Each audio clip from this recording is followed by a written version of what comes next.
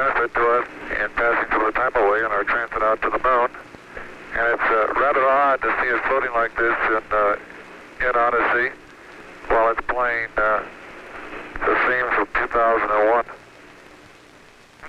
April 13th, 1970. The mood could only be described as relaxed. Apollo 13, man's fifth lunar mission. The third, scheduled to land on the moon, continued its tranquil coast. This is the crew of Apollo 13, wishing everybody there a nice evening, and we're just about ready to close out our inspection of Aquarius and get back to a pleasant evening in Odyssey. Good night. 13, we've got one more item for you when you get a chance. We'd like it to stir up your cryo tanks. In addition, I have Shaft and Trunnion Okay. for a look at the Comet Bennett if you need it. Okay. Stand by. Okay, Houston, we've had a problem here. This is Houston. Say again, please. Yes, Houston, we've had a problem. We've had a main B bus undervolt. Roger, main B undervolt. Okay, stand by, 13. We're looking at it. And we had a pretty large bang associated with the caution and warning there. And as I recall, main B was the one that had a amp spike on it once before. In the interim here, we're starting to go ahead and button up the tunnel again. April 11th, 1970. Launch day. The crew of Apollo 13. Jim Lovell, commander and veteran of 3 previous missions. He had orbited the moon Christmas 1968 on Apollo 8. Fred Hayes, his first time up, lunar module pilot. Jack Swigert, command module pilot. 3 days ago, he was on the backup crew. Now he replaced Ken Mattingly. Mattingly had been dropped from the mission because he had been exposed to German measles. He would watch the launch from Houston's mission control. Auto sequence initiated, flight. Roger. Flight booster. Go. S4B pre-press complete. Roger. Flight booster. S1C pre-press complete. We're on internal power and we'll go. Roger. How's it look, Econ? You got your space? Looks good, flight. Okay. MCC record us to flight speed. Ignition, flight. Roger. Roger. Clock start, flight. Roger. Let's just go, all engines. Roger. Okay, Fido, how's it look? Looks good here, flight. Good agreement. Okay, booster, how do you look? S1C looks good, flight. Okay, Capcom, we'll go you on the ground. Okay, we'll go at 1, Capcom. Get reliever, flight. Roger.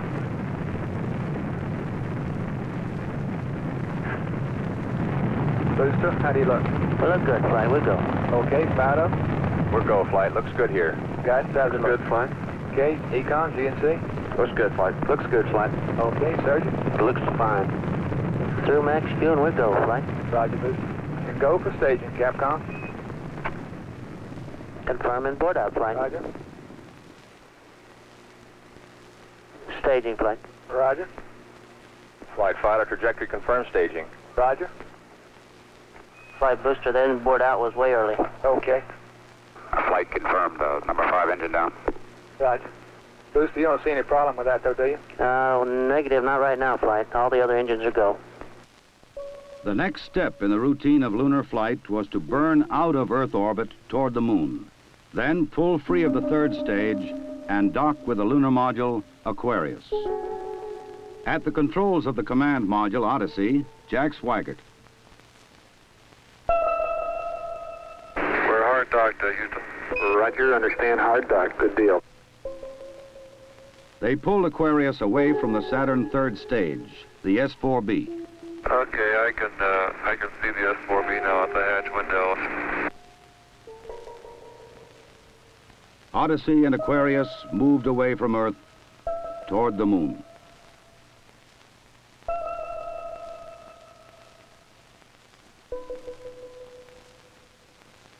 Okay, Houston, we've had a problem here. 5 guidance. Go, guidance. We've had a hardware restart. I don't know what it was. Okay. Houston, we've had a problem. We've had a main B bus undervolt. You see an AC bus undervolt there, guidance? Or ECOM? Negative, flight. I believe the crew reported it. We got a main B undervolt. We may have had an instrumentation problem, flight. Roger. And we had a pretty large bang associated with the caution and warning there. The sensation I had, that I had felt a vibration accompanying the bang, not a large vibration or shudder. Is there any kind of leads we can give them? Are we looking at instrumentation, or we got a real problem, or what? We're reading 0 N2 pressure in fuel cell 1 and 13 PSI on fuel cell 3 O2 pressure. Okay, Barrett, what do you want to do? Open circuit fuel cell 1 and 3? That's firm flight. Shut down the reactance valve, and I asked for a reconfirmation, since when you do that, it's sort of irreversible. If you shut one of these things down, they only can be restarted from ground support equipment. Yeah, that's because of AC. And it looks to me, looking out the hatch, that we are venting something. We are venting something out into space. Okay, let's everybody think of the kind of things we'd be venting. GNC, you got anything that looks abnormal in your system? Negative flight. How about you, Ecom? You see anything that, with the instrumentation you got, that could be venting? That's firm flight. Let me look at the system flight as far as the venting is concerned. Okay, let's start scanning. Here is a bulletin from ABC News. The Apollo 13 spacecraft has had a serious power supply malfunction that could cause the lunar landing mission to be terminated early. I assume you've called in your backup ECOMs?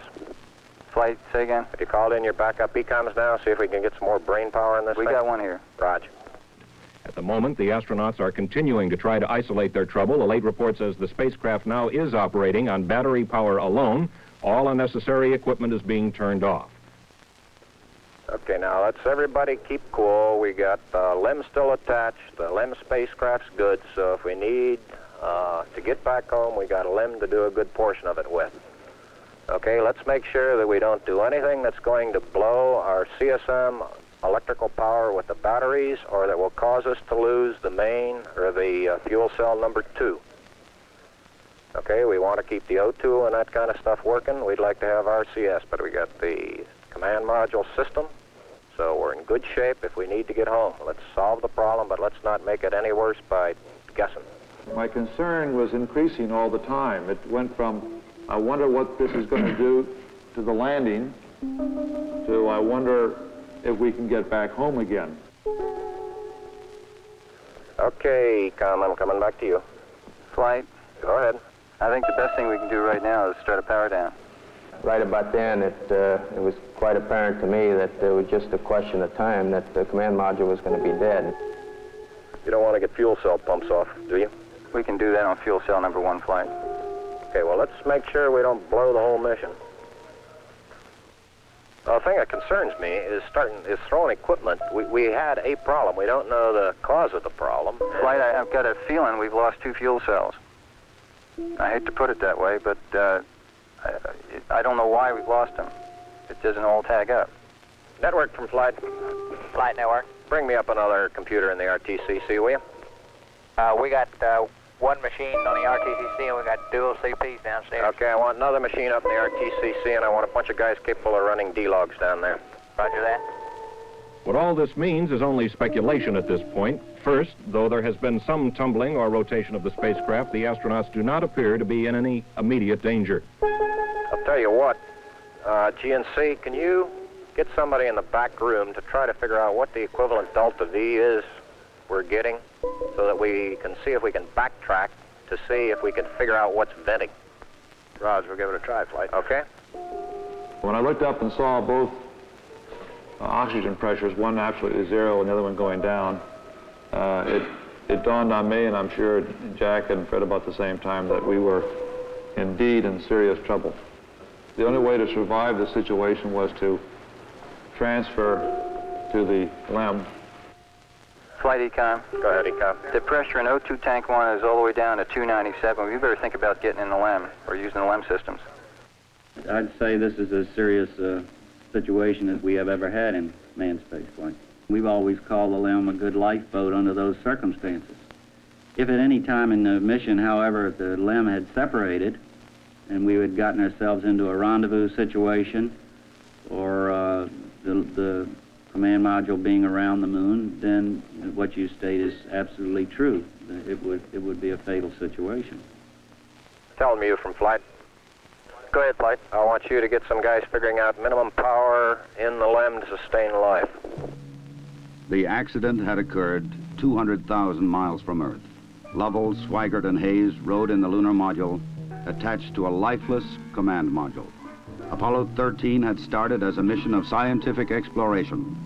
It was now a matter of survival. Since the command module was dead, except for the oxygen and power hoarded for re-entry, the guidance platform of Aquarius, designed to land on and take off from the moon, would have to be used.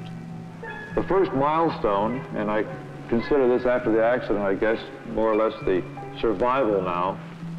The first milestone was to get alignment on the LEM platform. Alignments are important, you know, because without knowing exactly which way the attitude of a spacecraft is in space, there's no way to tell how to burn or how to use the engines of that spacecraft to get the proper trajectory to come home. The position we are now on the Earth-Moon plane, we have to go around the moon to get back if we're going to use the Depicts engine. You would have had enough capability with the SPS engine, but of course we don't dare use that now. So we have to go to the back side of the moon and come back. To get into the correct orbit around the moon, the crew had burned out of a trajectory that would automatically bring them back to Earth. They would have to get back onto a safe course toward Earth. He needs to put his throttle to min also, Flight. Throttle to min? Yes, he's at 29% now, roughly. This maneuver, again, was completed on time, and because it was a manual burn, we had a three-man operation. Jack would take care of the time. He'd tell us when to light off the engine, when to stop it. Fred handled pitch maneuver, I handled the roll maneuver, and I pushed the buttons to start and stop the engines. Aquarius, and you go for the burn.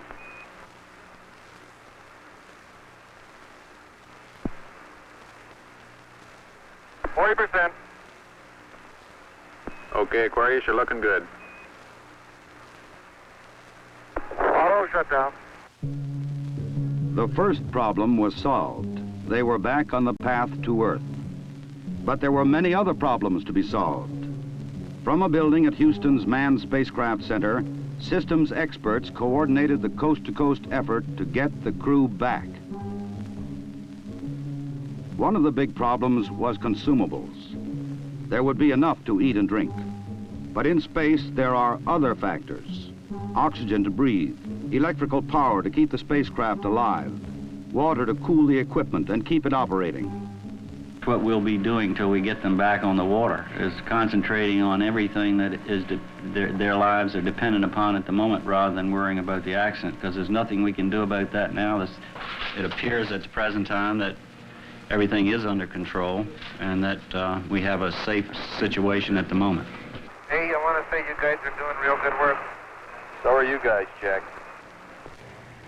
We are about 70 hours from home, and we think we have the situation in control. We've projected the consumables as I've described, and we have a plan for carrying out the rest of the mission, but there's going to be no relaxation at all as far as that goes from now until splash. There was a key decision to be made before Apollo 13 went behind the moon.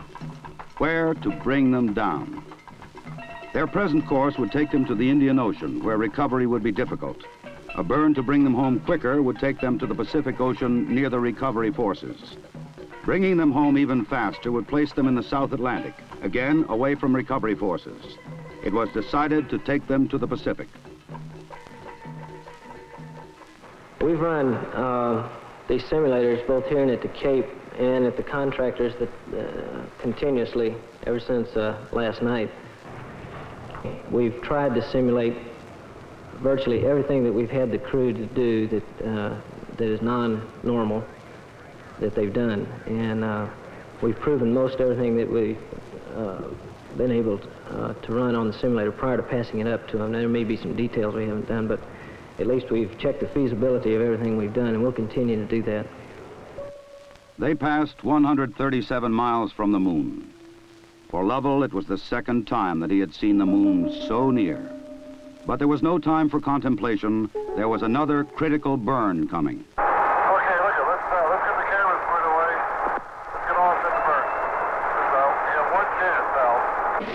And in Houston, the newsmen poured in to tell an anxious world the story. Well, that was going along with the ignition time. Shortly after Apollo 13 had separated from the Saturn third stage, the stage had been sent on to a trajectory toward the moon.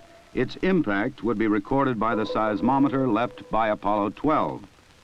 By the way, Aquarius, we see the results now from 12's seismometer. Looks like your booster just hit the moon and it's rocking it a little bit. Over. Well, at least something worked on this flight. I'm sure glad we didn't have a limb impact, too.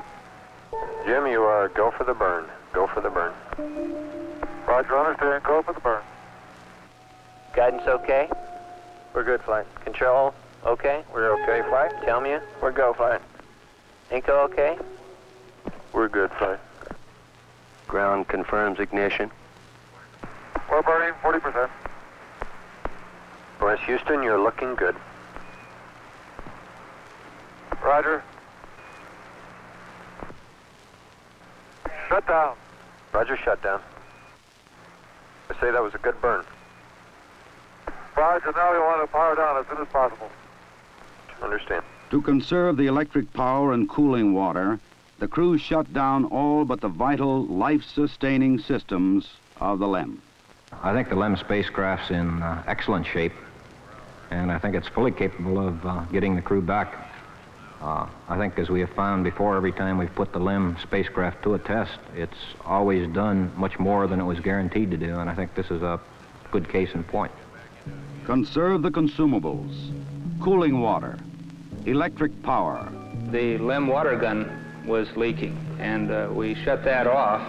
I guess it leaked about a quart of water, I would estimate.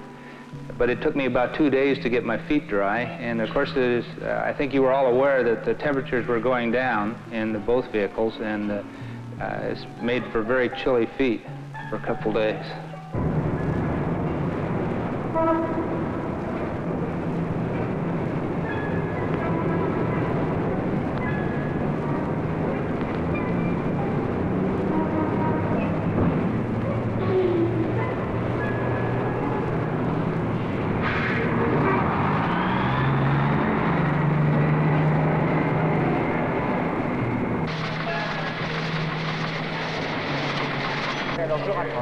Ok, au revoir.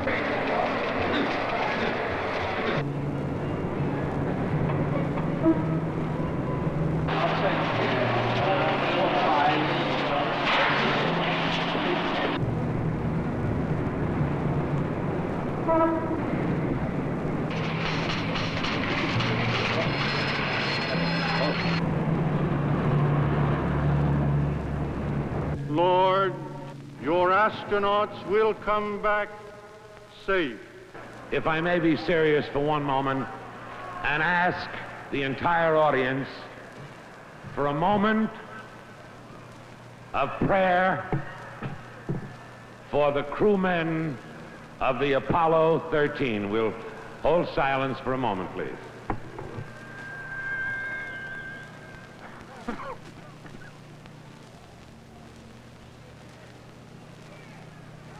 RCS-A stands at 62% and B at 62%.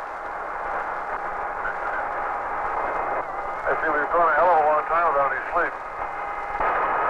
We have to start thinking about getting people back to sleep again because I didn't get any sleep last night at all.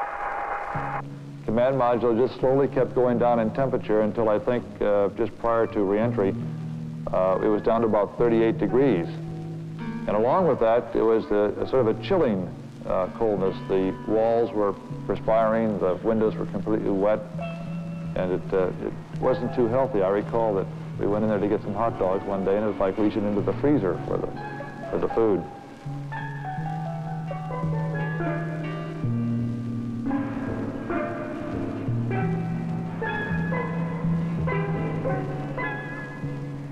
If you want my opinion of how they handled the situation when it happened, they handled it exactly like we'd expect them to.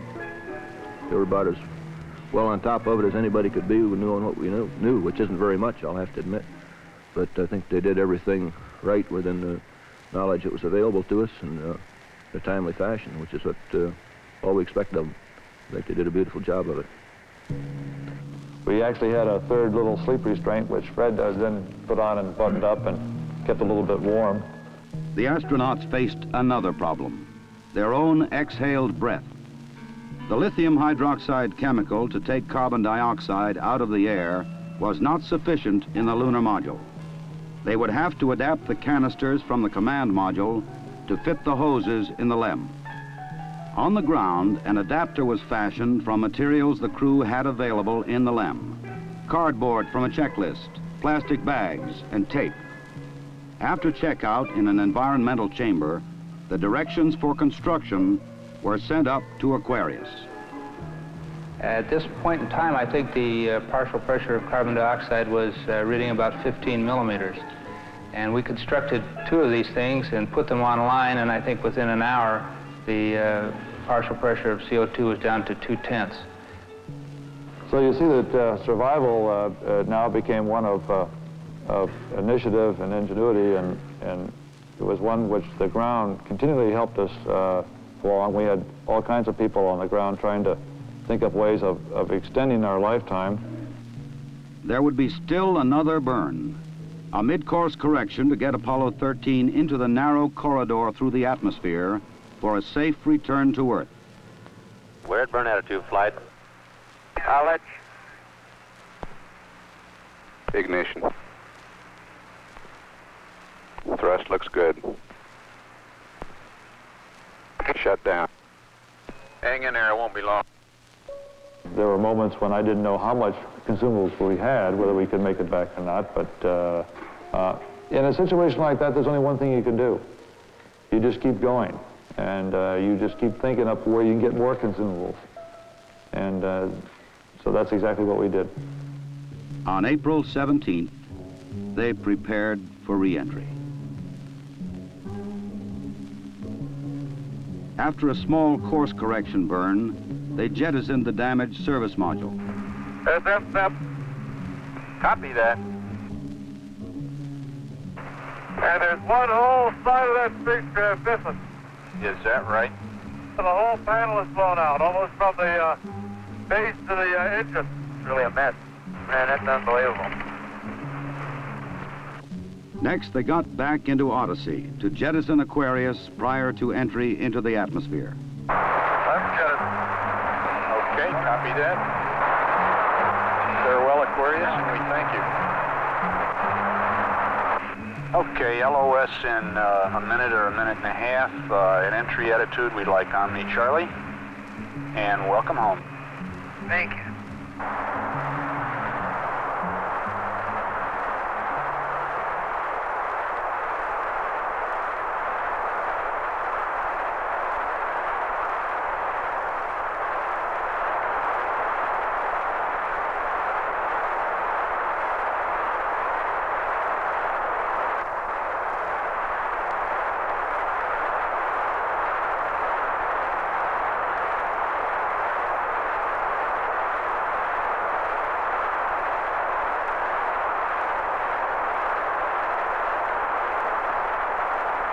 Odyssey Houston standing by, over. Okay, go over.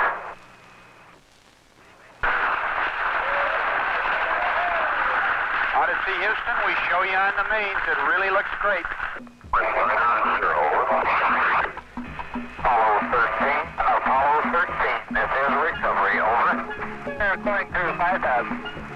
Under Apollo 13, this is recovery, and your chutes look good. Apollo 13, this is recovery. We observed your RCS burn, over. The recovery, Apollo 13 is descending.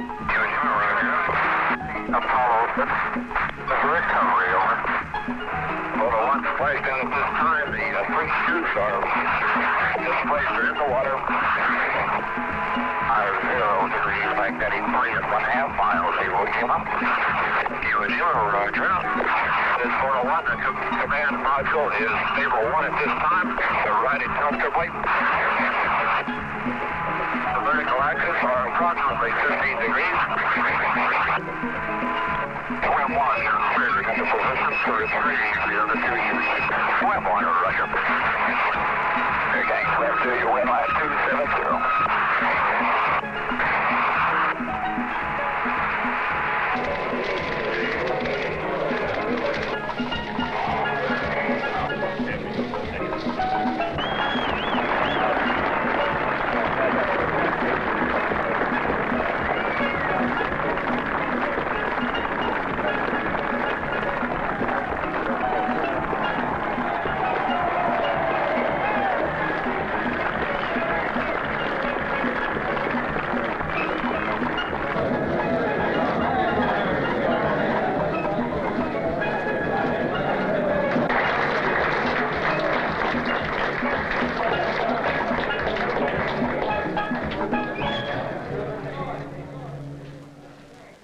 I recall, Captain, that when I spoke to you on the phone, you said that you regretted that you were unable to complete your mission.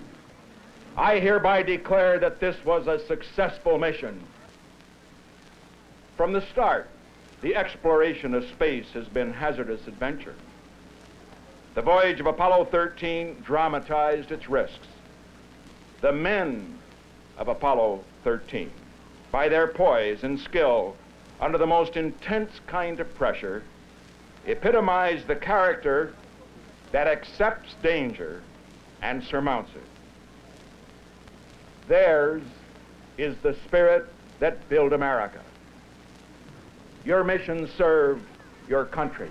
It served to remind us all of our proud heritage of a nation, to remind us that in this age of technicians and scientific marvels, that the individual still counts, that in a crisis, the character of a man or of men will make the difference. GNC. Go. Surgeon. Go. Procedures. Go. AFD. Go. Network. Go. Computer soup. Go. Raj, network, give me an amber. RTC on AFD conference. RTC's on the AFD conference. Okay, all flight controllers, let's play it cool.